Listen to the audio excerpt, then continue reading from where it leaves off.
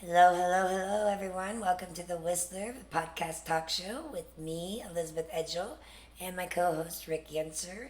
And we are bringing you Silencing Our Voices today. Hi, Rick. How are you? You had a busy week with meetings and everything, didn't you? Oh, exactly. Much news out there, given that we had a murder trial that kind of went south from the state's aspect because the defendant was found not guilty. Something I haven't seen in a long time. Now, who tried that? Um, well, this case goes back 2 years ago, Okay. where a couple of kids got into it over a girl who had picked up some kids. Her boyfriend found out. He comes, taps on the window Uh with a gun. huh. That was Martell Jones. Okay. One of the kids in the back, Ate Seals, had a gun, but he didn't show it. Now his friends were there, and you can just tell by the victim's tone, telling him to get the fuck out of the car, and then telling his girlfriend, "Are you playing me, bitch?" And these were kids. Oh my God. That's how Jones they was talk to each 21, other? and Seals was only like 16 at the time. Did they try him as an adult or? Yeah, they tried him as an adult. That's why we know who it is, because juveniles, Yeah. they won't release information until That's they're right. legal age of 18. Yeah, because technically children under the age of 18 are not recognized as full citizens. Anyway, in that week long trial, both families showed up, and you could just man. feel the tension and the anger. Well, I'd be Um, angry too. I mean, that's a pretty horrible crime well, murder is Yeah, the I most mean- serious crime. with such young children in it too. Unfortunately, the state had witnesses, and they were all kids too, say different things. And the evidence was inconclusive. Actually, they were trying to make believe that the gun they found at the scene was the defendant's when it was actually the victim's. And it took them a month to even identify the shooter. And then he Well, they have to wait on ballistics and all that to come well, out. they presented evidence of bullets, cartridges, and the gun, Fingerprints. but it was never really. Didn't they do the test on their hands to see if they'd shot a gun? I didn't hear any testimony about that. Now, why wouldn't they do that? That seems Well, like that an was old what tool. the defense. That's what the defense attorney I mean, they should said, have done that when they didn't know whose gun it that the evidence was inconclusive because they didn't take that next step. was. Did they know where the kids got these guns? That wasn't really relevant from the standpoint that the kids, one was dead and the other didn't talk. So there you go. What little they knew was from other kids that were in the car, or the hearsay from others who they talked to. Which they didn't Now, allow. Here's now here. the defendant was stuck in juvenile detention for 2 years, Oh my goodness. and they tried to plead him out, but again, it was a simple case of self-defense. In Indiana, we're a stand your ground law, and if I point a gun at you, You're allowed to point one. I'm allowed to. Well, no, like the defense attorney said, I'm allowed to kill you in defense of my life. That's right, because a gun is a death threat. Yeah, Yeah. it's an imminent threat. Yeah, like if someone breaks in your house and they're just stealing your jewelry, you're not allowed to shoot them. Well, Because, well, it depends on if they acted towards you in a manner and you didn't know if they had a gun and they're also in your house. But if you don't see a gun and you shoot them, there are homeowners going to prison nowadays for that. the outcome was very clear after the kid testified that he did in self-defense. Now the prosecutor, and again the defense attorney is Mark McKinney, a former prosecutor, so he knows the law back Right. and Mark's forth. been around a minute. But the prosecutor, Joe Orick, has been around a half century too. But it was clear in the testimony he just didn't know how to talk to kids. And anytime he almost berated or beleaguered this kid, he just repeated, I shot in self-defense. And I watched the jurors. There were a couple old white guys in the jury, and I could see them nodding when he Yeah. said that, and I said, well, it's over. Yeah, It didn't even besides, take. if you berate a kid on the stand, that makes you look bad too. So he's kind of in a no-win situation there. And you're facing every day. There were as many as 20 to 30 people there that were all related. Oh, that's Both had to be both Jones stressful. and the old great grandmother. Oh, yeah. She You put a picture in the Manifest Destiny Reporter. Yeah, she of was her. checking in, and she Yes. told everybody, this is a tragedy, and this is the reason that we've got to get the kids together. Yeah, we got to get the guns off the street and Well, availability to them. I would exactly. think that this would be a primary example of why and how. I mean, it would be a place to start. Well, let me follow up that, because on Monday when I went to commissioners meeting, the chief probation officer, Jeff Hansard, came up and gave some startling numbers, which I couldn't believe. That they've got over 150 kids on either some kind of home detention or in detention for mostly felony type of crimes, whether it's robbery or murder. There's another murder case involving kids. Yeah, didn't they just ask for home detention? Yeah, they got federal money, but they needed some more money.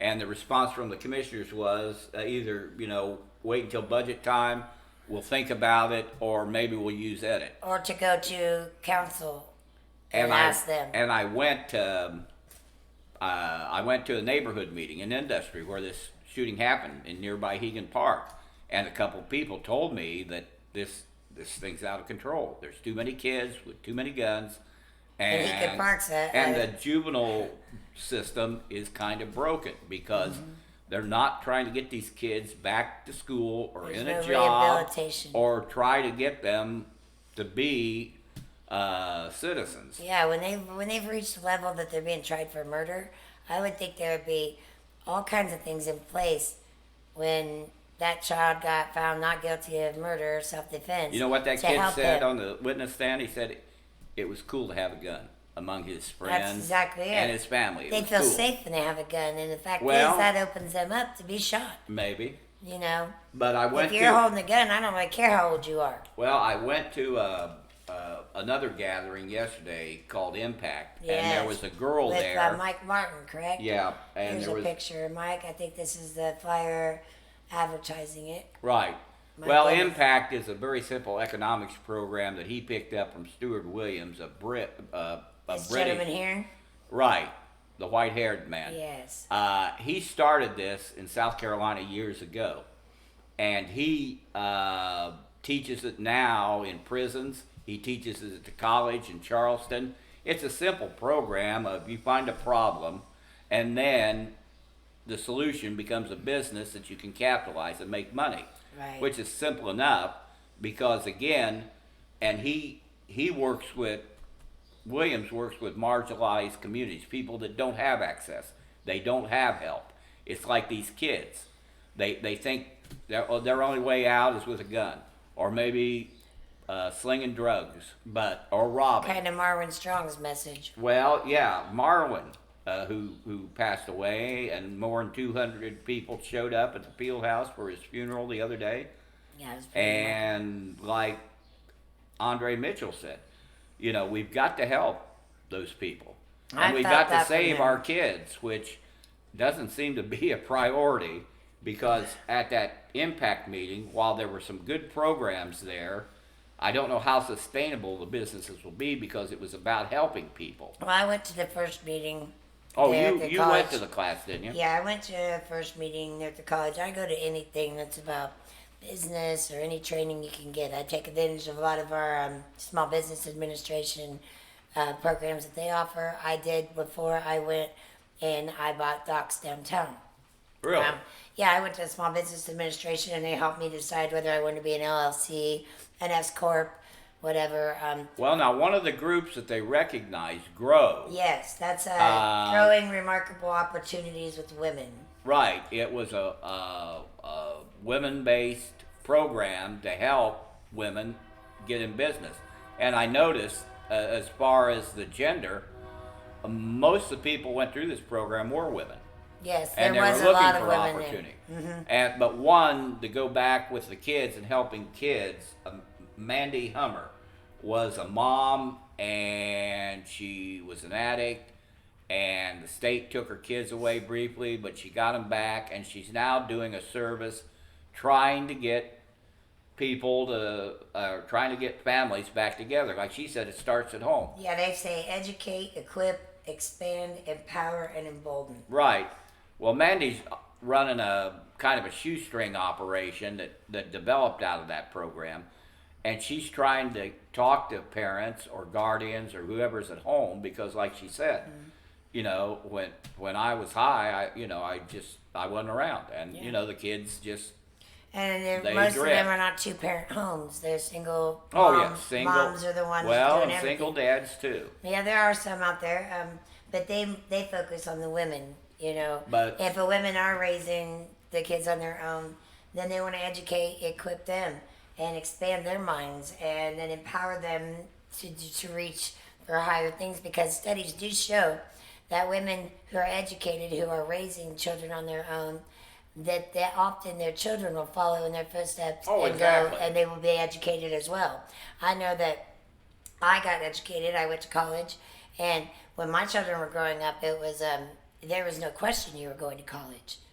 I felt like at the time when I was raising my kids, and they're in their early 30s, that you needed some other kind of education after high school because it was insufficient what they were teaching. well, So that's, there was no option for my children I but understand. college. And my son went to Ball State, and my daughter went to Ivy Tech, and she's currently going to where I went, Indiana Wesleyan. that's again, like I say, we were first generation college, me and baby sister, and mom and dad simply wanted us to do better. Yeah, even whether you're going to be a married person or you're going to own your own business one day, education is still important. Exactly. Because you have to teach your children something, and it broadens your mind when you go get education. And even 20 years ago, there was no question that Yeah, that we my needed child was going to go to school and prosper. Yeah, that's out for the question these days, I've noticed. What? You know, when I'm talking to my stepdaughter who's 12, 13, she just turned, or she will turn this July. You know, I'm like, what do you want to do when you grow up? You know? That's I don't the know. question everybody Yeah, but asks. I don't know is the answer. They hadn't even thought of it. And so I started working with her, and she had an interest in animals. Then she got to thinking she might want to be a vet. So I was working with Ethan out there to try to get her, because they wouldn't let volunteers in under 18. He agreed to let her in as a volunteer if I went with her. And I was actually the volunteer, and she just was my helpmate, you know. But then he moved on before that could happen, so I have to start all over. That's what Mandy's program about, is helping and volunteering and getting in to the schools. Yeah, and getting asking these in kids to these the hard questions. Detention center. What do you want to do? And then helping them do that. I didn't get a clear view of what they're doing in detention, Well, because the judge that overheard this case, Kim Dowling, is also the judge over juvenile court. And some people say that system, as it continues to grow with more kids accused of crime and being on detention, it's obviously not working. So We're outgrowing a lot of our criminal justice programs, to be honest. I mean, it's been happening with adults for years. as far as Yeah. mass incarceration, yeah, So- that's the United States. But this, the GROW group was the recipient of the mayor's award. Oh correct? yes, there were a couple awards after they honored some people. the Grow for the women's development was for the mayor, but the heart of the city went to a bike gang that raises money for Club, the I poor. believe, is what they call it I'm these sorry. days. Oh, I know. Motorcycle club. They're called game changers. They're not. Game Changers came out when I work at the Hitching Post and do their marketing, and Oh, we, you do? Yes, I always work on the weekends. I've been involved in live local music around here since I owned Doc's 20, Right. 30 years ago, and I've done lots of battles of the bands and big So you big know programs. Yeah, I even did a couple of big shows out there at Montgomery Steakhouse and their little mini Deer Creek outside pavilion they have. I did John Michael Well, Montgomery and REO Speedwagon. So I'm connected with that, and we do a lot of fundraisers with a lot of our bigger that's shows. what they said today. They Yeah. got a car show coming up next They month do. down at Mike Martin's Common Market. I've met them. People worked with them before. We did a grand opening for Hitching Post, and we attached Don Morris to it. Of course, you know Don Morris. Shout out to my friend Don. He has been looking for his daughter Ashley Right. since 2013, where she's been missing. If you have any information about Ashley Morris Mullen, please get a hold of us. Oh, I know they do good. And then they found his granddaughter recently that was kidnapped all them years ago when Ashley became missing. So we attached a fundraiser, and Game Changers, we did another one for him when the granddaughter was found recently within the last couple months. And Game Changers come in and did our bike run for us. And they led people around town just to draw awareness to the group. We did a car show with the same fellas. So I know they help at Ross Center too, because They do. Jackie, who runs the Ross Center, said they volunteer and do other work. And Ross has released their summer programs, so go to their Facebook page and check that out because they've got a lot of good. Yeah, children's because that programs. neighborhood is still. I It needs remember help. being down at a friend's house not that long ago, and we heard pop, pop, pop, and Yeah. here were some kids. One had Yeah. an automatic rifle, another had a handgun. They were running down the alley, and I said, "Well, gee, what's going on?" Yeah, well, we're But gonna the impact program, even though I'm not sure it's sustainable, like with these sisters, Mika and Katie Cooper. One runs a laundry service for people that don't have time, and the other cleans Airbnbs. But the Airbnb business that Mika has grown. Like in a couple years, Yeah, she I went from stay a in couple there. properties to over 20 properties. I stay in Airbnbs when I travel. They're a better option for you, especially if you travel with children. Right. You have a laundry available, and you have a whole kitchen to cook in, and they're often way cheaper than hotels. So I stayed in them in Louisville, and There's so a nice. growing market here. There is, and there is everywhere for those, because anywhere we can get home instead of a hotel, that's less bed bug worries and things like that. I mean, these places are nice. If you And haven't, they're clean. they are. They're very clean, and you get to leave reviews on them. And a bad one won't last long.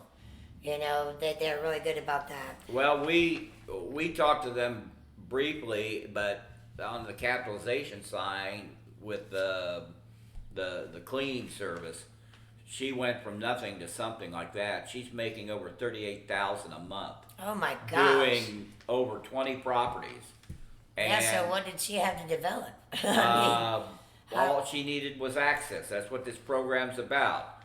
You can have nothing, but if you have the access To what? to business, and that's what Well, you Williams can get the talked same about. access if you go to the Small Business Association. But they've got the university helping. They've got city government has. I just that has didn't funded see this it personally program. myself for what I'm at. I already had a business plan. I already had my financials in order. Okay. I already had everything ready to go that they were going to be doing in the class. So basically, he was helping them get their business proposal together. Exactly. And that's what it amounted to. And for me, I already had that. And I've been in several different, how do I put it, business associations with Mike Martin. Yeah, there's small business administration. Yeah, there's just other there- options for me that seem more feasible. There's the innovation connector here that helps. They're very too. good. Now that's somebody And- that can help you after you have your proposal. Right. They can help you get the access to the right people. But they still develop new entrepreneurs, and that's what this is all about. Ball State has an entrepreneurial program, Oh, Ball State's involved with the And- Innovation Connection. and yeah, the College of Business started that about 10 years ago, and they just picked this program up a year ago during the transition when they brought in a new dean for the college Yes. and a new entrepreneur director, Kimberly Ferguson. Yeah. And They've brought in a were- lot of new people lately, haven't they? Well, that's another story where they gave early retirement to people and then bring non-tenured people in. But a higher education, a college, a university, it's constant turnover. Well, they have the funds available to do that because they don't pay property taxes. No, they have even more. They have I know. donors. They have state and federal grants That does help a besides bit, though. tuition And no property and other taxes. fees. So then we also have didn't go to the county commissioners meeting. You did, and Rick spoke. There is a change when it coming to the next meeting. The next month's meetings are usually on May 1st and May 15th. They are going to be changed to May 8th and May 22nd. So it's still going to be at 9 a.m. Same bat time, same bat channel. It's just going to be on a different date Because so, of holidays. Yeah, holidays are there, and the election, right? So we're going to also go into the main point of the commissioners meeting, which we had a loss this week for the community in Jane Lassiter. And so let me show you a little bit of this meeting. 5. I'd like for everyone to stand. We'll have a moment of silence for our longtime council member, Jane Lassiter, an icon for Delaware County, and she will be truly missed. So let's have a moment of silence for her, and then we'll go right into the pledge.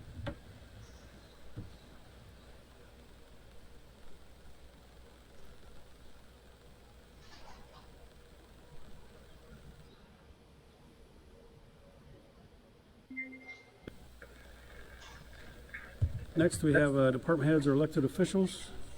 Any department heads or elected officials need to speak?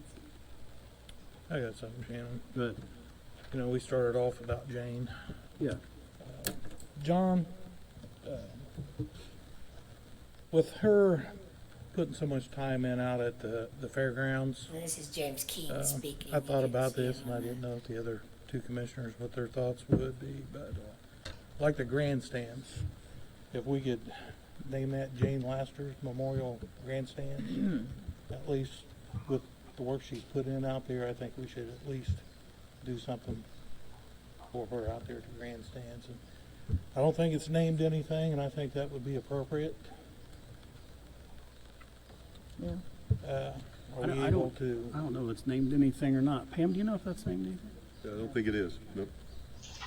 Absolutely. I could adopt a resolution, or I can draft a resolution for your adoption to name that, because it's your property out there, the commissioners, the county's property, so you can do anything you want to out there. Because I know she's been out there forever, and I just think it would be appropriate to have her name on something out there. With the grandstands, I think that would be perfect. Are you putting that in motion? I'll make that a motion. Second.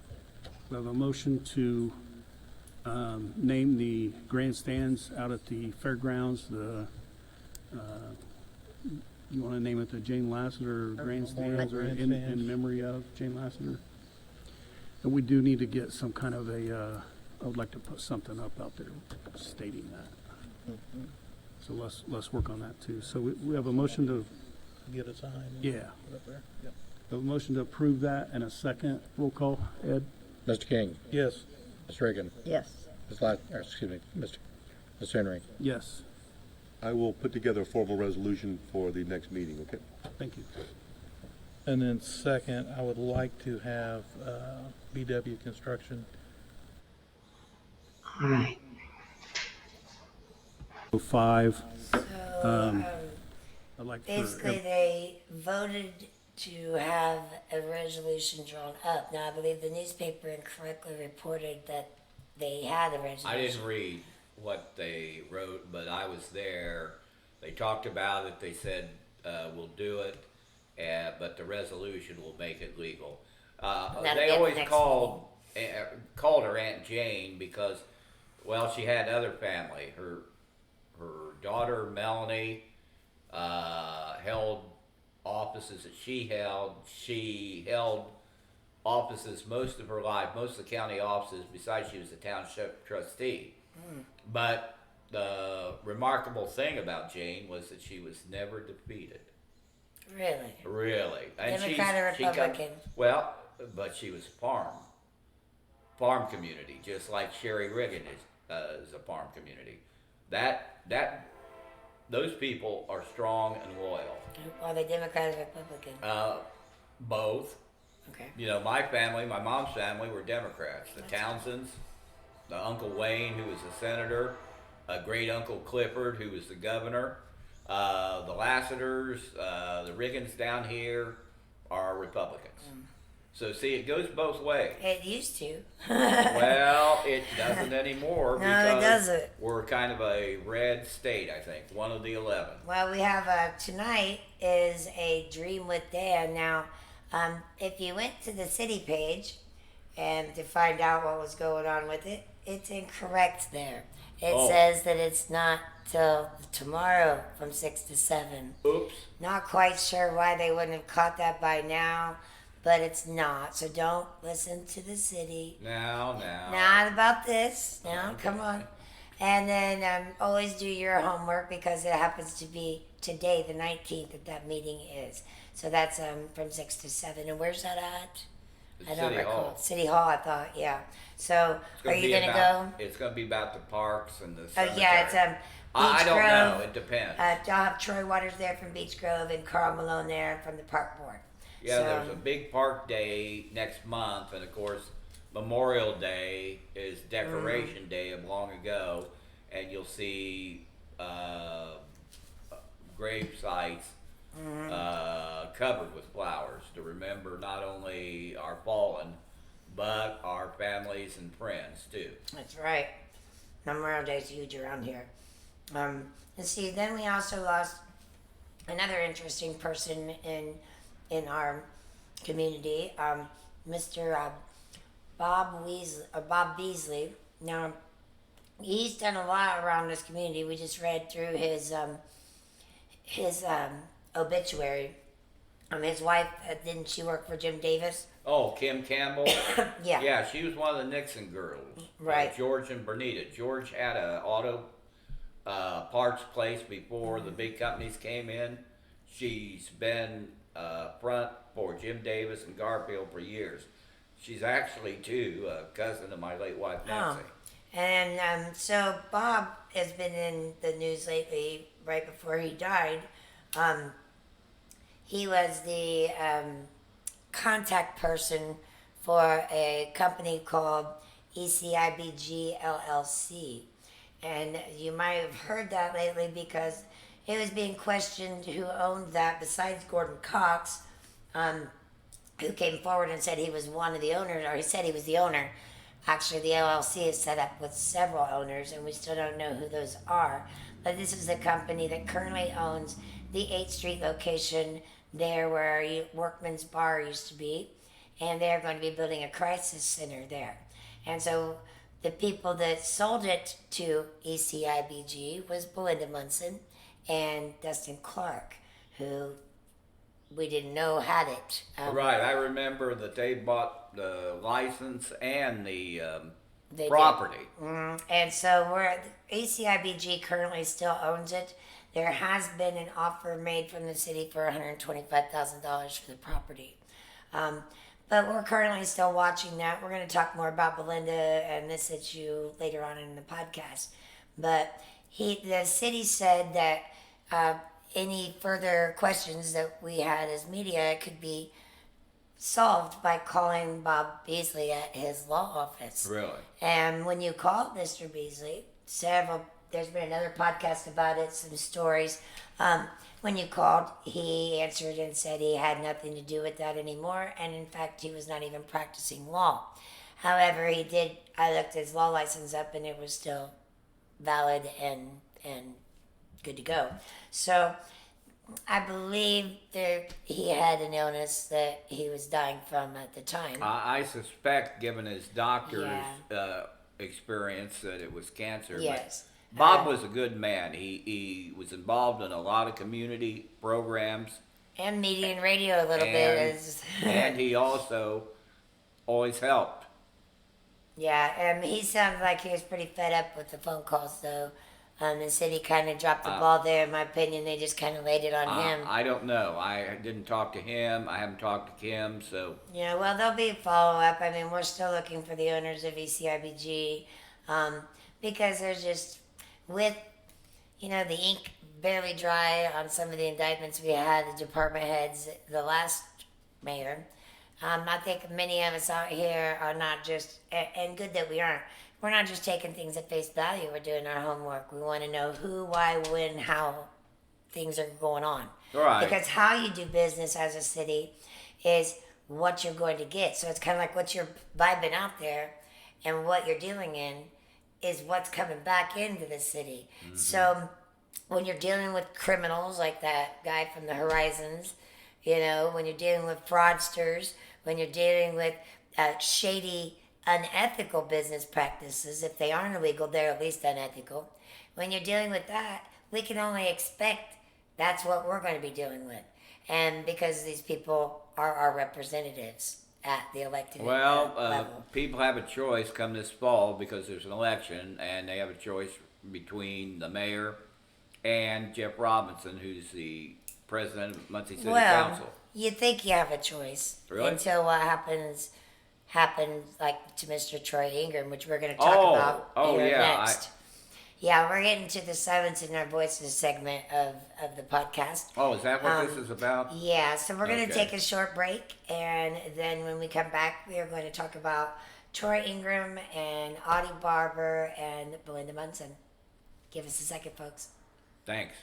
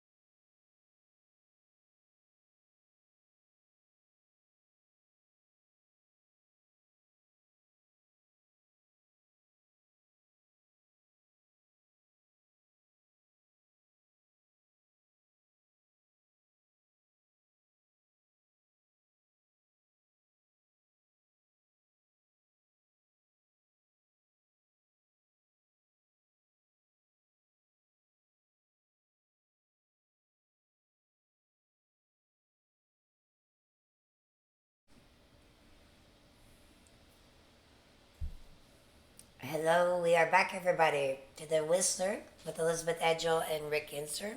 And we're talking about silencing our voices. And this is something that we're just touching on at the end of this podcast. We're going to keep talking about it as we go through this election process. And especially next year when we're in the election, the big one. The presidential. So, Mr. Troy Ingram. Now, Troy is a friend of mine. I met him before, during when he was running for office of city council at large, and so I've watched him grow a lot. I've watched him vote. He has been a deciding vote for several different things throughout his term, and in my opinion, he's one of the best city councilmen we have as far as he's not doing the bidding of his party just unilaterally without considering the people involved. He does sometimes votes with the mayor, even though he's Republican. He will sometimes, most of the time, vote with Democrats.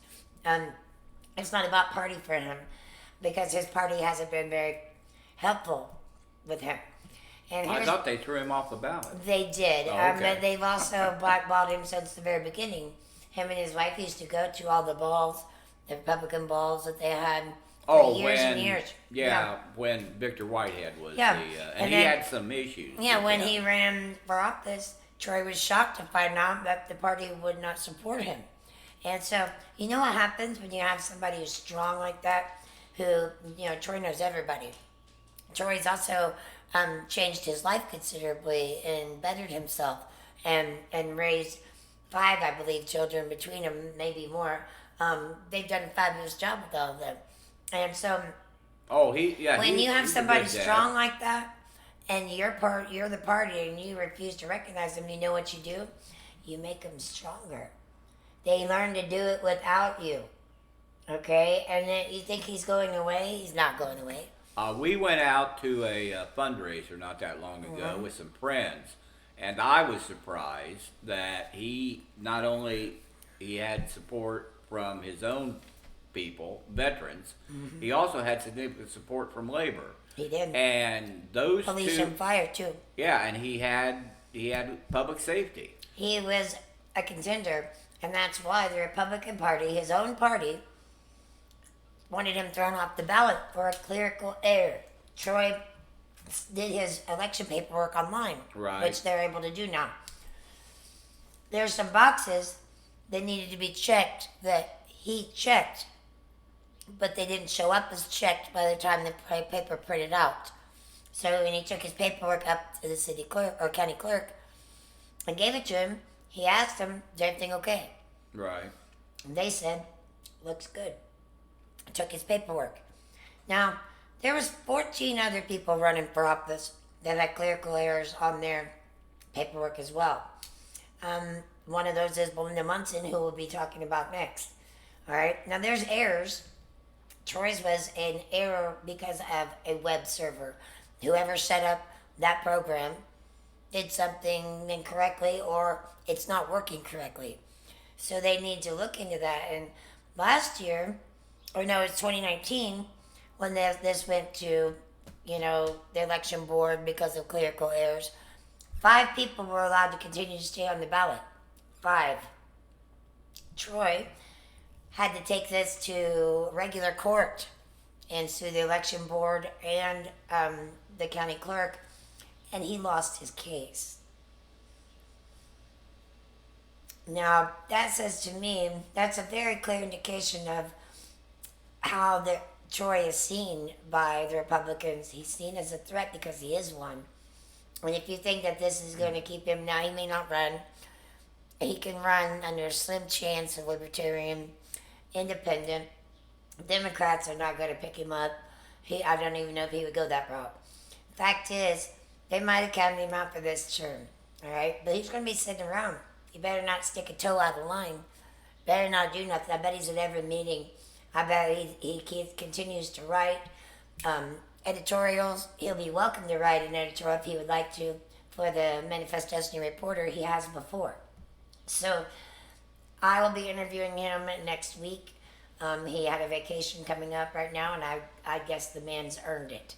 I want to apologize formally to Troy for this terrible way to repay someone for their service to their community. Well, not only service to the community, but service to the country. He's That's a right. veteran. He's a veteran. And everybody knows, even though the law says that it doesn't prohibit him from running as an independent or maybe another party, it shows you the division and how personal things are with political parties. Yeah, it's not unifying anything when you do this kind of thing, and it's not going to keep Troy from running at all. He'll run again. It's a matter of that you have now kept a good, proven city councilman from re-election, so you are here hurting the people that you're supposed to serve. Okay? Exactly. When you care more about your party than you do the people that you're serving, I have issue with that.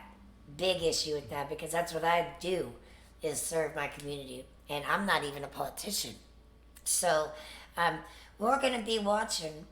We definitely are going to be watching, and we'll be coming back. So this leads into the errors in Belinda Munson's error.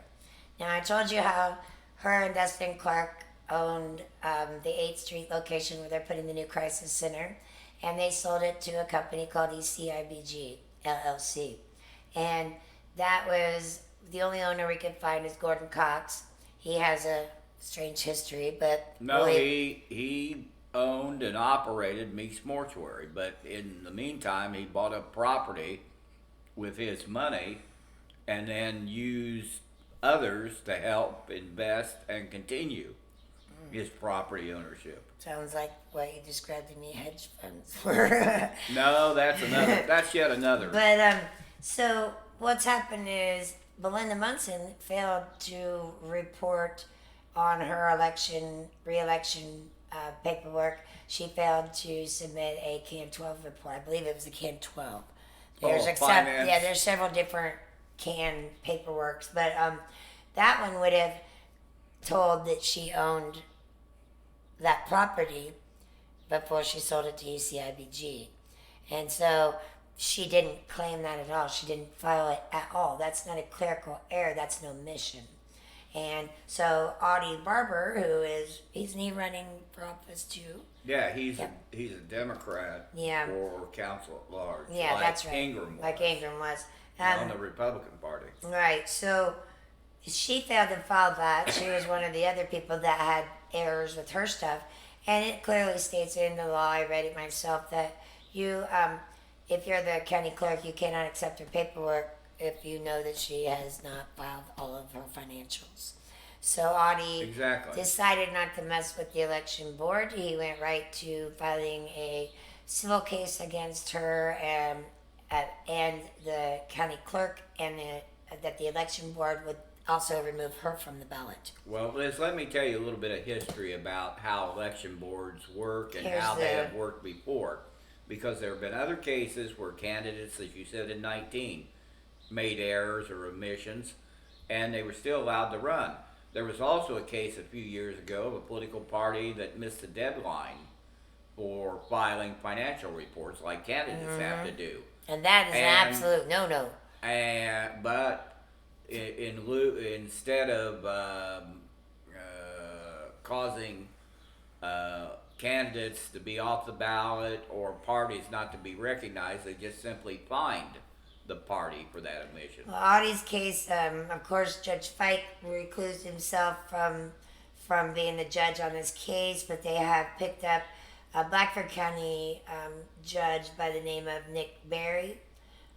He's the son of Bob Berry, Bob Berry. who was an attorney in Hartford. Right, and so that case will be tried Friday, and we will know. We probably won't know an outcome that date either, but we don't know. It may be quick as a summary judgment because the election board will use the same defense that they used with Ingram. Well, that they've already they're- filed a dismissal. Yeah, they filed a dismissal. There's case law that doesn't preclude, but they're going to have to word it differently because they're going to have to say include somebody on the ballot because she's already on the ballot. Yeah, so it's a little different than Troy's case. He wasn't on it yet. But there's another issue that they didn't seek an administrative remedy before they went to court. So that's another procedural matter that the election And board. it boils down to this for me. Okay. Our county clerk. All right? Oh, Rick If he Spangler. if he or his office had been doing their job, because they clearly helped Marwin Strong. We have a picture of Marwin getting help Right. from the county clerk when he didn't have his paperwork correct. Why was the same help not offered to Troy Ingram? Why was Belinda, once it was known that she failed to file that, they let her file late? In the law, the only thing that they don't want you to mess with at all is filing late. That is a no-no. I mean, everything else we can work with. Well, and I've told you in previous cases they fine candidates. Yes, and so that's an option too. What doesn't happen is this mess we've got going here. And I can remember. And I hold him accountable for that. Well, there is some responsibility. I ran for office before. The clerk's office still has to notarize all of these documents. And once they're notarized, that means that they are accepting it Exactly. as they're accepting it. And back in 2019, when we had some cause to wonder if the election was tampered with or the machines were okay, this all got brought up right after he took office. And, he swore then, and I could find the post and even put it up, that he would make sure that everything that had to do with elections. You're His talking about office the was clerk? yes. He Okay. said Spangler said he would train his office. They would take extra training. They would do whatever they had to do, update programming, whatever that's they their needed job. to do, so that when we did in that next election, we didn't have any of these worries. I'm not real happy with you, bud. You haven't been doing a great job. All this is your fault. All of it.